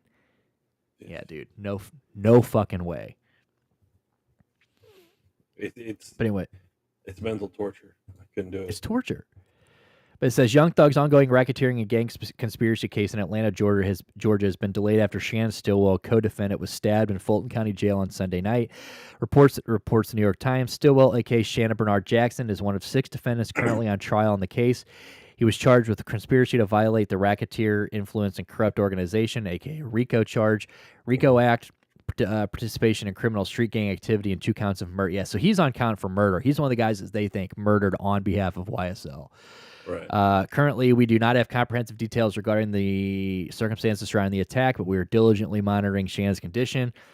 Stillwell's lawyers share with Pitchfork. We do know that Shannon has a target on his back due to the false allegations in this RICO indictment.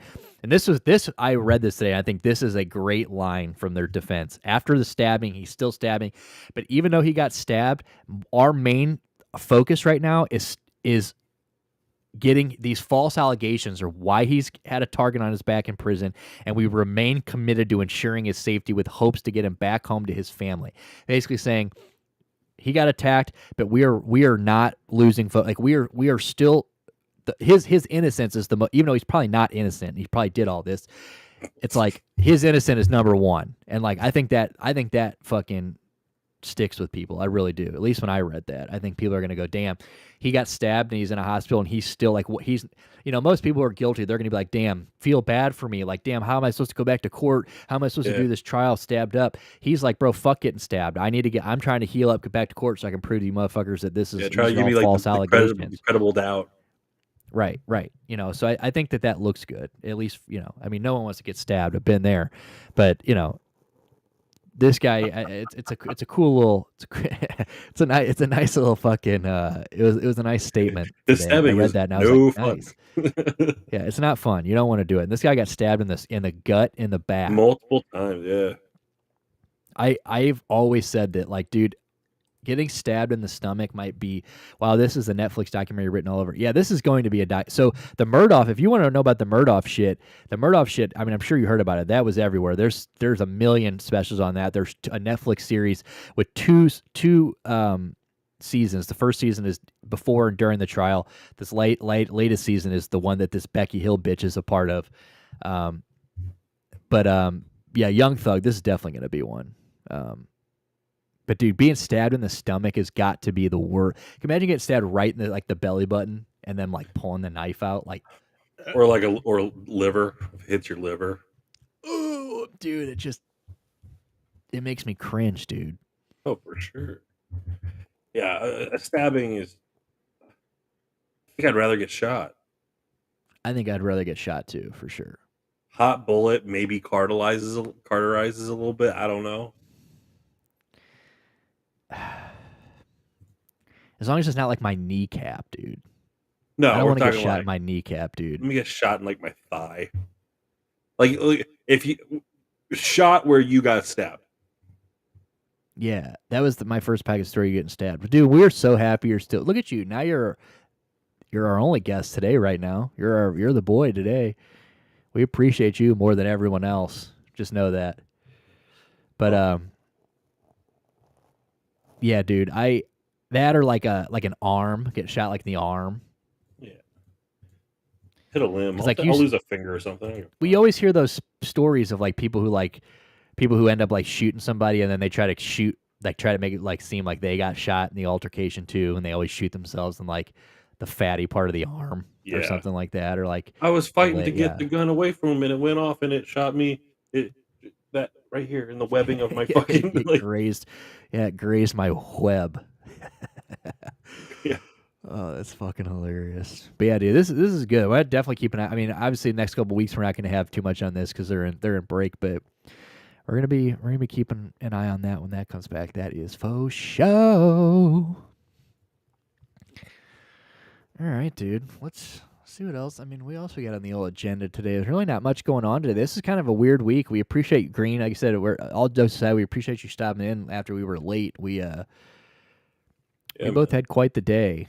So it's kind of been a weird show. We were kind of like we both literally hopped on the computer 2 minutes before we went live. Yeah. Like we were just like, so it's kind of been an all over the place show, and a little less. We kind of just jump in topics today. Kind of less of a under the pant hand job, more of like a, I don't know, what would you call it? It's like a noodling or something. What would you call it today? Where you catch catfish with your bare hands? Like a wet noodle, dude, where you try to stick your floppy dick into a... Never mind. Oh, throw it in like a duffel bag? Yeah, dude. Roll it up and fucking toss it. You're trying to push your flaccid penis in there, and it just kind of keeps bending. It just a little bit of whiskey dick. Yeah, dude. Yeah, we were only 30 minutes late. Dude, you guys would be super proud of us because when we were back in pop culture rehab days, we would just if we had an inconvenience, dude, we would just say fuck this week. We would be like, dude, we'll see you guys next Tuesday, maybe. Were we Tuesday? We did Tuesday. When did we do shows? Was it Tuesdays for pop culture too? I think at one point we switched. We went from like a Wednesday to Tuesday or Tuesday to Wednesday. I think something like that. The Ben no stew. Well, Stu's there only could be so many Indonesian jokes, and when he's actually, he's got to love these guys. Oh yeah. We can't bully Stuart out of. I just can't throw it in flaccid. Yeah, dude. But yeah, this is good though. I mean, another episode without front office. We fucking hung out, did our thing, still managed, still showed up, did our thing. Only 35 minutes late, and we still did 2 hours. So.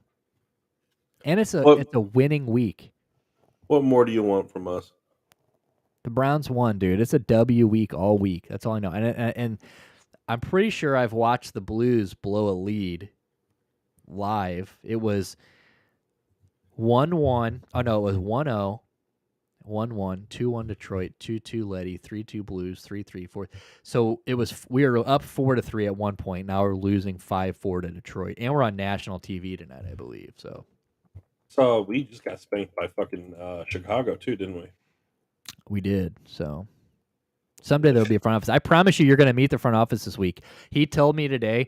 I was like, because I guess he probably did tell us. So here's what fucked me up. He did tell us he wasn't going to be here this week, but last week he was supposed to be here, but had that issue with the government issue with being audited or whatever. So he was supposed to be here last week and not here this week, but him not being here last week fucked me up. It made me feel like last week was the week he was not. So I'm like, are you gonna be here? You gonna be here? I should have just remembered, but we've got so much shit going on. He's out of town and doing his own thing, but whatever, dude. We made it. He said he is gonna be back tomorrow, though. He was like, dude, I'm so sorry. I'm like, bro, don't be sorry. I mean, be sorry. Don't be. I said, don't be sorry, ho. Be careful. Be sorry, but careful. don't beat yourself up about it, ho. He says, I'm going to get back into the sports streams in a regular schedule next week for sure. No question about it. And then he said, I thought he said something. Maybe it was in the group chat. He says, I am coming back tomorrow and will not be missing shows for the foreseeable. I just got cell service. Thursday sports stream, though. Fucking book it and promote it. There you go. So you heard the man. He Official. might hate Canadians. Well, actually, he loves Canadians. He's the only one of us that's been there multiple times. Loves Canadians. No, he's down with the true North. He's down with the North more than we. I mean, we're down. But he's. I Like, love me some Canada, but I've never been. We're posers right now. We're a couple posers, dude. Absolutely. We push Mongo. He pushes regular. Yeah. I listen to Rush and we watch hockey. Yeah, but we've never. Stuart listens to Yes. Okay, Stuart listens to Yes. He's got a Yes poster right there, dude. Yeah. Okay, there's a special kind of person that listens to Yes, and only the people. I cried when Gord Downey from the Tragically Hip died too. I like Canada, dude. He still gets teary eyed when he walks by Dale Senior's car at the fucking museum, at the end of the museum, at the old Bass Pro. You get to that Dale fucking Senior car and it says "fuck kid Christmas part" kind of Thursday night. Damn it, come on, kid, bro. I like Timbits. Fuck that kid, dude. I'm fat. I like Timbits. Yeah, we'll be on here. Well, Thursday it'll probably be a little later. I mean, I'm sure we'll be on after you get done with your thing. So, what are Timbits before we get out of here? What are those? Like a donut hole, essentially, from Tim Hortons. But like sometimes they'll have like a seasonal flavor where it's like filled with something. Oh, Tim Bits. I see. Timbits. So they're Tim Bits of donuts. Yes, sir. They're fucking delicious. Dude. Do we have Jim Hortons around here? Is that an American thing now? They do have Timmy's in some like northern cities, but no Timmy's this far south. Damn, dude. They were bought up by like Burger King. BK. Yeah, BK. Yeah. So they're expanding a little bit. You can find it if you go up like, St. Paul and Detroit and like Cheektowaga, New York. I'm sure you can find some Timmy's, but not here, sadly. Birthday cake. Yeah, birthday cake Timmy's. Hell yeah. Well, Green, we appreciate you coming by. Thursday, you heard the man. Thursday, we're going to get a sports stream. You might even see me tomorrow. I got some shit to do, but you might even see me tomorrow. I mean, they said I'm trying to do as much streaming on Kick as possible because, as you heard the boy Stuart earlier, YouTube can take us or leave us, dude. Fuck YouTube. We're it's not like we have much of an audience right now anyway, but we really need to this feels more like home than YouTube does. That's for sure. Yeah. So I don't even know what I was going to say there. But yeah, dude, fucking you're probably going to get me tomorrow, maybe. If not, you'll definitely get me Thursday. We'll get me Thursday for the sports stream, and then Green, I'll be here after your fucking thing. You'll get the sports stream with front office tonight, and then music at 11. So I will be on. Thursday's going to be a long one for me, so it'll probably be 2 separate streams because once the front office backs out, I'll then have to start a new one unless I just run the show and he backs out. We'll figure it out, but. Either way, you guys have a good rest of your week. We appreciate you guys tuning in. This has been Pushing Mongo 23. You guys have a good rest of your week. It's cold as fuck out there, so it's Christmas is right around the corner. I hope you guys get all your Christmas shopping done. I hope Stuart and I have a better rest of our weeks. I hope Stuart's car works the rest of the week, and I hope I walk out of here to a somewhat working Peter. So, but on that note, you guys have a good rest of your week. We'll see you guys later. Scan the QR code. Follow us everywhere. Make sure you follow us on all of the major. Fucking follow us on all of our things. Make sure you follow us on YouTube and Kick. And make sure you scan the Skate Laborious one and donate to Skate Laborious. And write our boy Chef. We'll give you up. We'll talk about Chef on Thursday. We didn't get to him today, but we're a couple weeks behind on Chef, so we'll cover him. We'll cover him. All right, guys. You guys have a good rest of your night. We'll talk to you guys later. Peace.